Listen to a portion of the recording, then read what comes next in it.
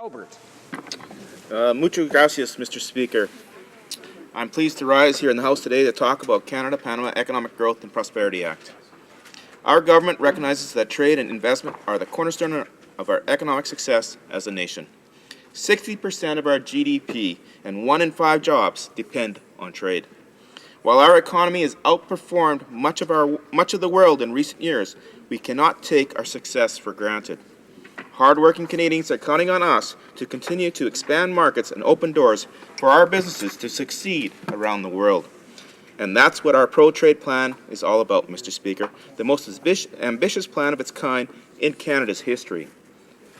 The Canada-Panama Economic Growth and Prosperity Act being debated here today is yet another step this government is taking to help Canadians compete and succeed in the global economy.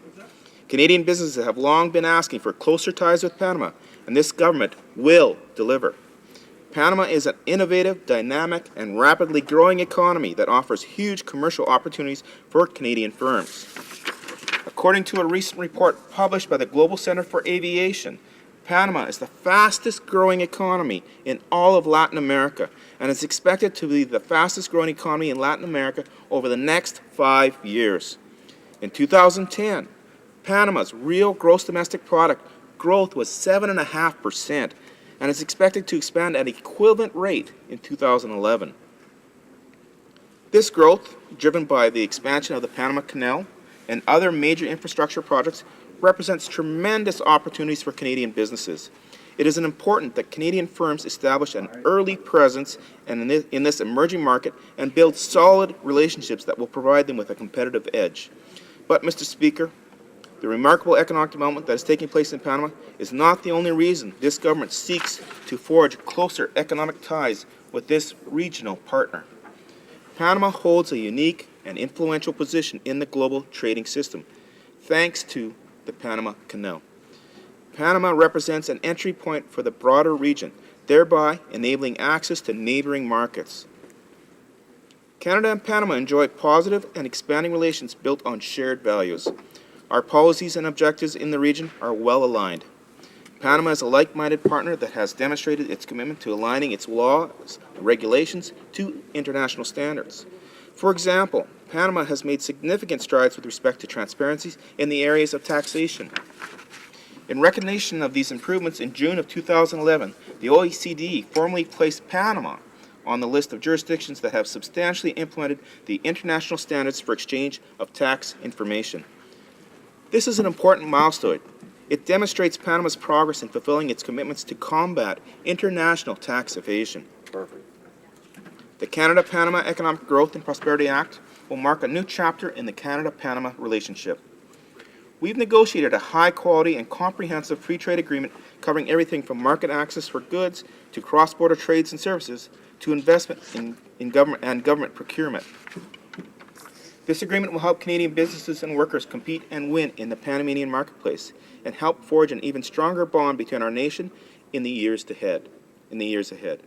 Once implemented, the Canada-Panama Economic Growth and Prosperity Act will create new opportunities for Canadian businesses and producers by removing the major tariffs barriers that Canadian goods face when entering the Panamanian market. Currently, Panama maintains an average most favored nation applied tariff of non-agriculture goods of 6.2%.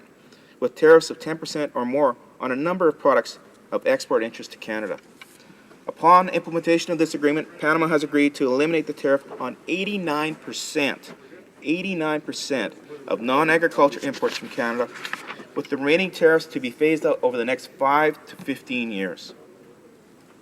This is a significant reduction in trade barriers that is expected to benefit a wide range of sectors across the Canadian economy, including fish, seafood products, paper products, vehicles and parts, construction materials, equipment, and industrial and electrical machinery. Canadian agriculture exports will also benefit from this agreement, Mr. Speaker.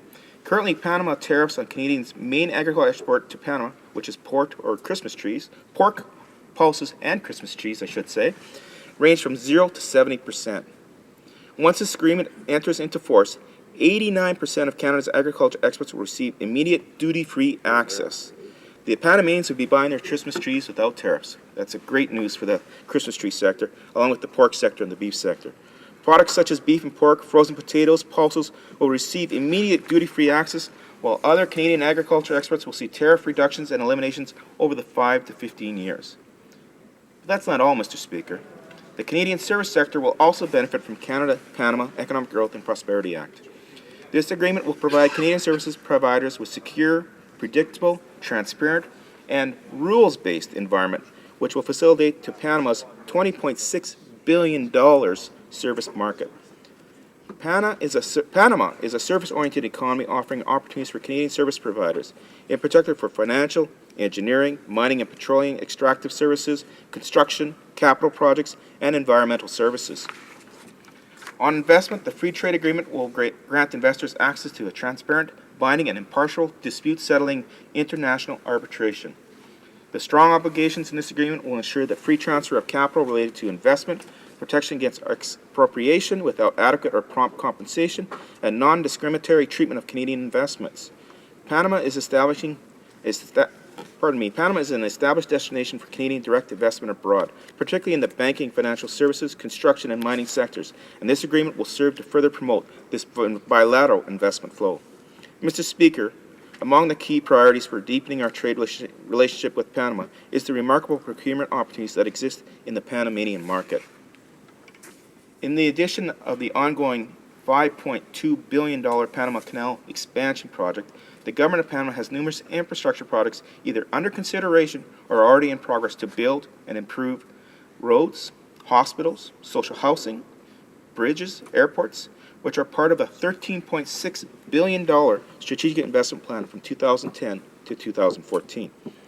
Among these projects is the Panamanian government's plan to construct a metro system in Panama City at an estimated cost of $1.5 billion. Mr. Speaker, the opportunities are out there, and more are on the way. Under this agreement, Canadian suppliers will be granted non-discriminatory access to a broad range of government procurement opportunities, including those under the responsibility of the Panama Canal Authority. Canadian firms possess the expertise in areas that Panama is looking to develop, and this agreement will enable them to build competitively in pursuit of such opportunities. However, Mr. Speaker, it's important to note that many of these projects are already underway. If we delay implementing this agreement, Canadian companies risk losing out on a major procurement contracts because they will not be able to take advantage of the government procurement provisions contained in the FTA. It is therefore critical that the Canada-Panama Economic Growth and Prosperity Act be implemented without delay. Mr. Speaker, I know some honourable members have raised concerns about the potential impact of pro-trade agreements on workers. The benefits of this FTA are clear, Mr. Speaker, and yes, Canada needs more growth and more jobs. But let me assure you, Mr. Speaker, this government believes that growth and jobs cannot come at the expense of workers' rights or the environment. And that is why the Canada-Panama Economic Growth and Prosperity Act is also accompanied by an important side agreement that demonstrates our joint commitment to corporate social responsibility, the rights of workers, and preserving the natural environment. In parallel to this free trade agreement, the government has signed a robust environment and labor agreement with Panama. Now, I know members of Parliament here today think that some members of Parliament here think today that Bill C-24 should be debated at length, and ask why this government is in such a rush to pass this bill. Well, I'll tell you why, Mr. Speaker. The Canada-Panama Economic Growth and Prosperity Act was concluded and signed nearly 2 years ago, and we've already lost tremendous opportunities by waiting to implement this agreement. As you know, a bill to implement the Canada-Panama FTA was introduced in the 40th Parliament, and the legislation was debated for 15 days and almost 30 hours. The Standing Committee on International Trade thoroughly studied this trade agreement in the previous Parliament and reported the bill back to the House without amendments. At this point, Mr. Speaker, I sincerely hope the honourable members of this House will work together to complete the debate on the second reading on an expedited basis. We cannot continue to lose tremendous opportunities by waiting to implement this agreement. It's time to get this bill through the House. Mr. Speaker, it's important to note that Canada is not alone in its efforts in forging a closer economic relationship with this economy. Other countries are taking notice of Panama's potential, and they are looking to gain first-mover advantage into the strong and growing market. Canada cannot We cannot afford to sit on the sidelines while other countries vigorously pursue trade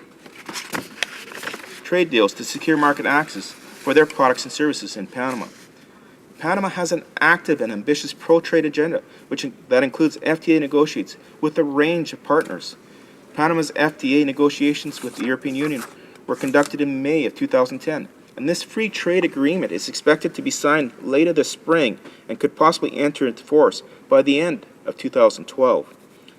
Even more importantly to Canada, however, our main competitor in Panama, the Panamanian market, is the United States, and they have completed an FTA with Panama. The United States Congress has already approved this agreement. The United States-Panama Trade Promotion Agreement could also very well come into force this year, Mr. Speaker. If this House does not act swiftly and decisively, Canadian companies will be at a significant competitive disadvantage. Canadian firms will lose market share in Panama if a U.S. firm benefits from preferential access to the Panamanian market, while Canadian products continue to face duties. Mr. Speaker, we must act now to ensure Canadian companies compete on an even playing field and remain competitive in the Panamanian market. Closer economic ties with Panama promises to deliver further gains for Canadian exporters, investors, consumers, and the economy as a whole. The benefits of pro-trade agreement with Panama are clear. This agreement with Panama will support more Canadian jobs by enhancing our ability to export more goods and services into this market. You know, Mr. Speaker, I've actually, through one of the associations that I work with is ParlAmericas, and I've had the chance to go down to Panama and talk to the deputados down there and talk about this agreement and what it means to them. And you know, I actually, this past summer, I spent some personal time down there with one deputado who took me around to some of the different communities in Panama City, some of the low-class or lower, I guess you'd call them high-risk individuals in these communities that are very poor suburbs of Panama City. And he showed me just how much they rely on trade and how they view trade is going to be the ticket for these kids, these young 4, 5, 6-year-olds that would come running up for us looking for baseball bats or toys, who want a good job. You talk to their parents, their family, they say, we've got opportunities here if we're allowed to compete in the world. Why won't Canada sign this free trade agreement? What's taking so long? People of Panama understand trade. They're not scared of it. They understand that trade will bring benefits to their country as well bring benefits to our country. That's why it's such a fair trade agreement, and that's why the Panamanians have been asking us for so long to get this through. I know the ambassador here in Canada from Panama has been working around the clock trying to comfort the needs or make sure that all the members of the House understand how well this agreement is good for Canada and good for Panama. This is a positive step forward. This is important for our companies and our businesses. And like I said, Mr. Speaker, when we talk about growth in Canada, when we talk about our position in the world, we need to keep doing trade deals like the one we've done here in Panama. We also need to keep doing trade deals in areas like the Trans-Pacific Partnership. We got to look at India, Korea. We got to be willing to step out and let our companies compete with a fair and unfeathered access. And that's what this government's doing. I want to credit the Minister of Trade for the activity that he's taken in this regards. Now, here's a minister that gets it. He understands the importance of trade. But you know why he gets it? He sits and talks to Canadian businesses. He sits down and says, what can I do to help you grow your business? What can I do to make your business stronger, make sure that you keep employing people? And they say, you know what? Get me market access. Get me market access into Panama. Get me market access into Colombia. Get me market access into the United States. Make sure that when I do have market access, that you have the ability, if I have a dispute, I can settle that dispute. Just give me fair market access is what they say. Canadian companies are willing to compete, and they love to compete. You know, in my home riding, we grow a lot of pulses. Again, I have an agriculture riding, and I tell you, the pulse growers, they're ecstatic of this. They see a tremendous opportunity to sell pulses into the Panamanian market, and they view Panama as a good stepping stone into the whole Latin American region for the pulse sector. They're not scared to compete. In fact, the Panamanians look at our pulses and they look at the quality of the pulses that we produce, the protein that comes from them, and they say, this is great, we're excited about that. But you know what? If we don't have that FTA in place, another country will come in and fill that market. Don't think that other countries are standing still, Mr. Speaker. There's other countries that look at Panama and they look at the strategic importance of Panama and say, you know what? We need to be there. We can't let the Canadians beat us there. But what do we do in this Parliament? We've delayed, and we've delayed. And I guess, you know, we've had elections, we've had things that have delayed it, which have been no fault of any parliamentarian. But in the same breath, there's no reason to delay now. Now we need to move forward, Mr. Speaker. Now we need to see this agreement come to fruition. We need to allow our businesses to go down there and build those relationships down in Latin America, especially here in Panama. And that's one thing I think that we have to understand when we're dealing with the Panamanians or any of the countries in Latin America or even in South America. They deal based on relationships. So our Canadian companies need time to go down there and build these personal one-on-one relationships with partners that they can work with down there. They need the time, they need this agreement passed so that they can go down there, take advantage of all these economic opportunities that I talked about. And that's just the tip of the iceberg. If you look at the growth, the potential of Panama, its location in the world with the Panama Canal, its ability with the airports and Copa flying in there, for example, to be a hub, an international hub for every country in Central and South America. There's so much potential here, Mr. Speaker. I'd sure hate to see us delay this potential and delay our businesses from taking advantage of this potential. That's why I would strongly encourage that all members look forward, talk to their constituents if they'd have to talk to their constituents. But reality is we need to get this agreement done as quickly as possible, get it through committee. And I'll remind you, Mr. Speaker, it already has been vetted through committee. So there's no reason for the committee to take a whole pile of time to bring this back to the House. The committee should actually be able to go back and look at the testimonies they've had before and actually understand what the issues are.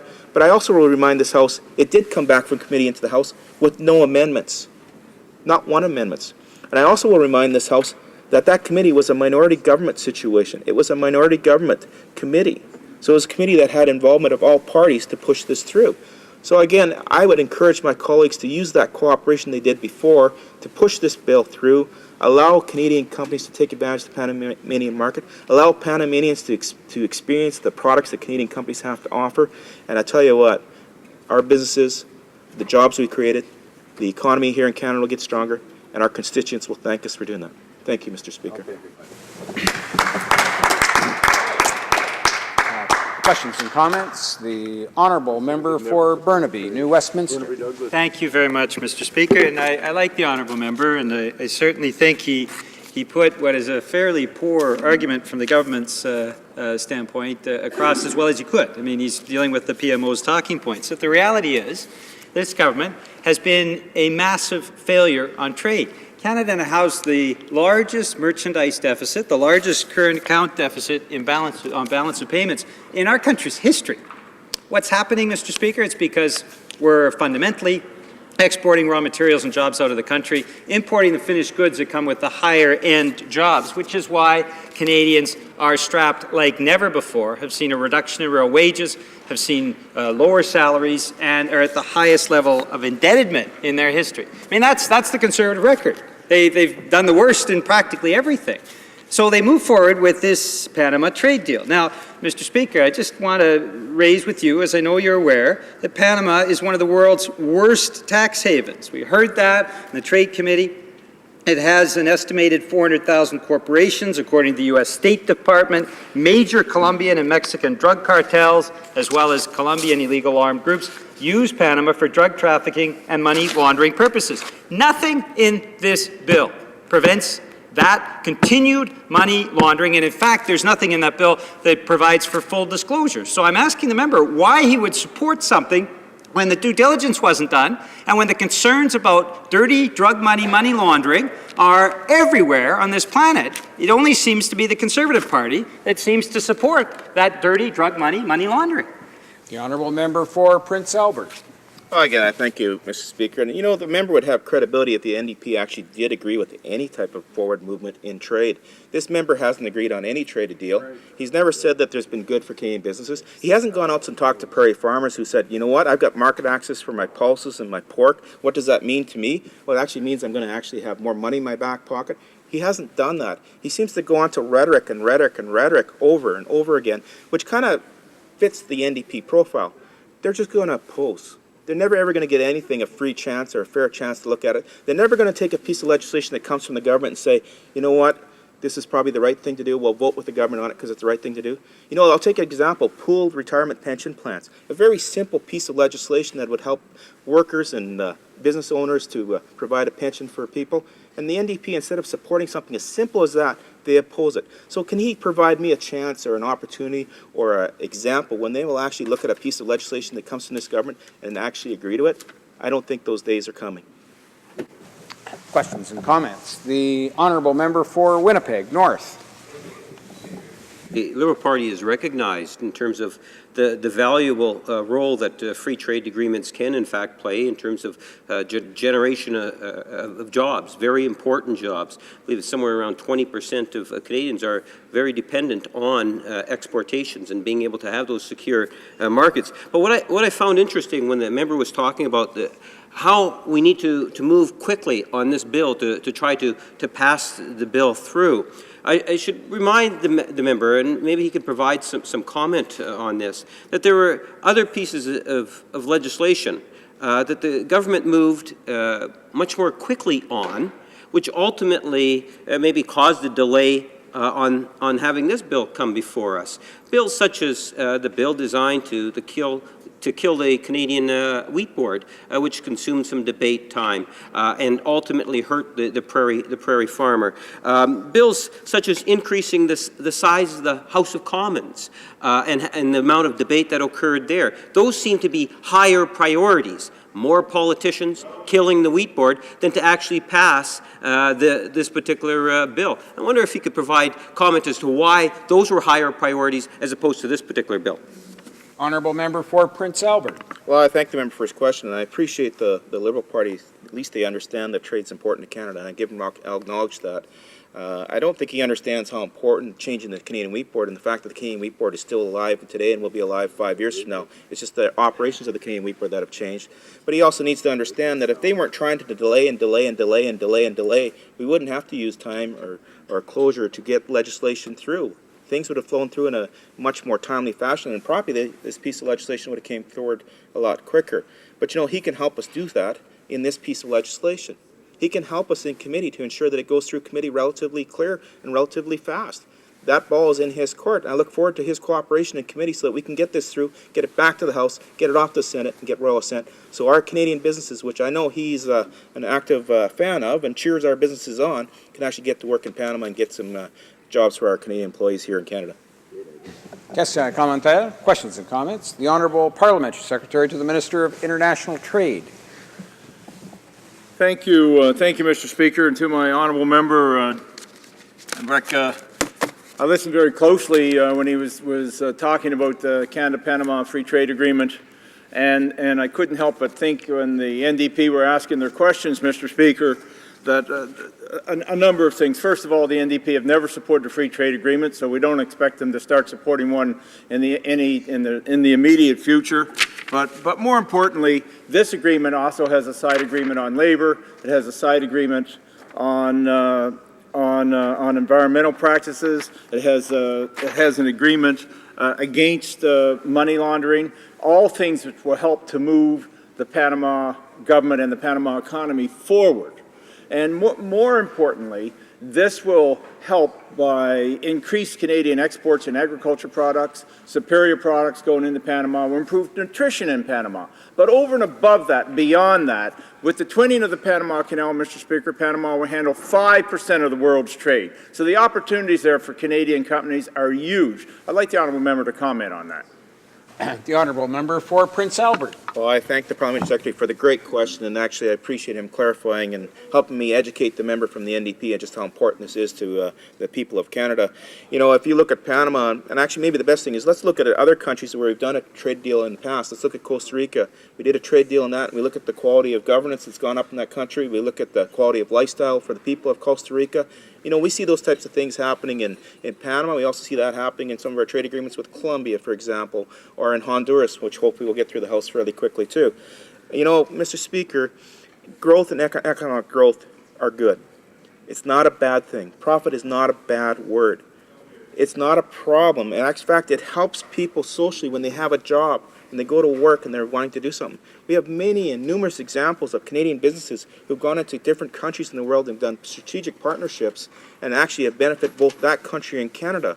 You know, a good example would be Research in Motion in Mexico. You know, we've got these things we all use called blackberries, developed here in Canada, made in Mexico. What a great partnership for both Canada and Mexico. Those are the types of things we need to build on as we do these trade agreements, and those are the things that will see both countries thrive in the future. Questions and comments? Question et commentaire.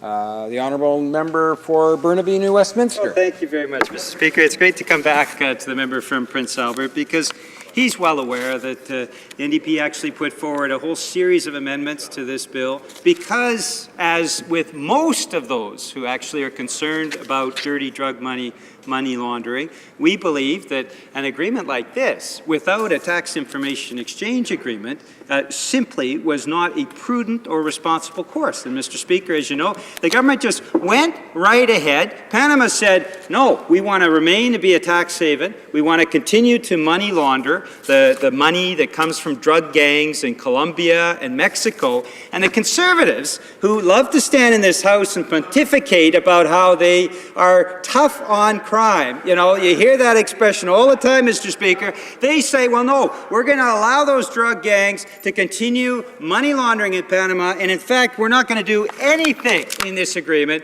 to actually reduce that or curtail it. In fact, financial institutions dealing between Panama and Canada don't even have to report back. So the question really is, Mr. Speaker, through you to the member from Prince Albert, who I like and respect, is how he thinks his constituents would take him going back and saying, yeah, we didn't get a tax information exchange agreement, which you have to do with a money laundering tax haven. We didn't get that, but we think it's fine that drug money laundering continues in Panama, and we want to facilitate that in Canada. How would his constituents respond to that? Honourable member for Prince Albert. Well, again, I thank the member for his question. And again, it goes back to the classic NDP of oppose everything, and it doesn't matter what's on the table, we're just going to oppose it. You want to talk about my constituents, when they look at this deal, they understand that no country's like Canada. Canada's a great beacon to the world. We're something that I think every country looks at and is proud of and wants to strive to be like us. But you know what? We can either offer a hand up or we can ignore them. We can actually work with them and help them improve their corporate or the capacity of their government, or we can ignore that. I'd rather do trade with them. I'd rather see their standard of living rise so that their public security would get stronger. I'd rather work with the Panamanian government or any government in Central Latin America on public security or the drug trade or human trafficking, rather than discipline them or lecture to them. And that's what he'd prefer to do. He'd prefer to go and lecture to Panama about all the things that's wrong with Panama. Well, you know what? I'd rather go down there and work with them and try to understand the issues and make sure that we can help them achieve the results and improve their governance. And if I can do that through a trade deal, I think that's a good tool for a first step in making sure that happens. And he knows that, and he should respect that.